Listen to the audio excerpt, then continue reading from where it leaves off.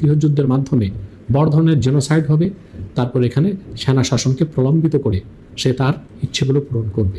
এই কথাগুলো বহুবার বলে এসেছি ইন্টারিম গভর্নমেন্ট দায়িত্ব নেওয়ার পর থেকে, কিন্তু এই কথাগুলো না সমন্বয়কদের বোঝাতে পেরেছি, না যারা রাজনীতি করছেন রাজনীতিবিদদের বোঝাতে পেরেছি। আমরা যে শঙ্কাটি করছিলাম যে বাংলাদেশে বিপ্লব কিংবা অভ্যুত্থান যেটাই বলা হোক, পরবর্তী সময়ে গ্লোবাল পলিটিক্সে যারা রোল প্লে করে তারা বসে থাকবে না, তারা বাংলাদেশ নিয়ে খেলার চেষ্টা করবে।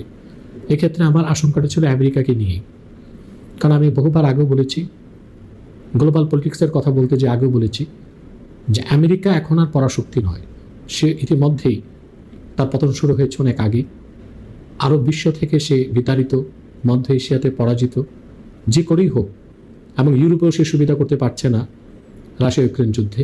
স্বাভাবিকভাবেই তাকে তার অস্ত্র ব্যবসা ধরে রাখার জন্য, তার মোড়লগিরি ধরে রাখার জন্য সে তার রাজনীতির একটা ক্ষেত্র বানাবার চেষ্টা করবে দক্ষিণ পূর্ব এশিয়াতে। আর এখানে তার আরেকটি উদ্দেশ্য হচ্ছে দক্ষিণ পূর্ব চীন সাগরে বাণিজ্যে যে চায়নার যে প্রভাব এটা কমানো, এই এলাকার রিজিমকে সে চেঞ্জ করতে চায়, বহুত ইচ্ছে তার আছে। অথবা যখন সে বাংলাদেশে বিপ্লব কিংবা অভ্যুত্থান পরবর্তী একটি সুযোগ পেয়েছে, এটা কাজে লাগাবে। সেজন্য আমি আগে বলেছিলাম বিপ্লব পরবর্তী সময়ে সে তার মনমতো একটি গভর্নমেন্ট বসিয়েছে। ইন্টারিম গভর্নমেন্টে যারা আছে এটা একেবারে মার্কিন ইন্ধনেই বসানো হয়েছে এদেরকে।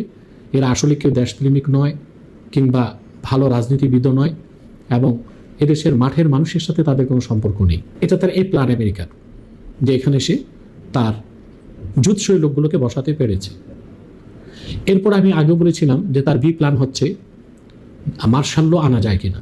তারপর তার সি প্ল্যান, সেটা হচ্ছে যে এখানে সিভিল ওয়ার করাবে বাংলাদেশে, গৃহযুদ্ধের মাধ্যমে বড় ধরনের জেনোসাইড হবে, তারপর এখানে সেনা শাসনকে প্রলম্বিত করে সে তার ইচ্ছেগুলো পূরণ করবে। এই কথাগুলো বহুবার বলে এসেছি।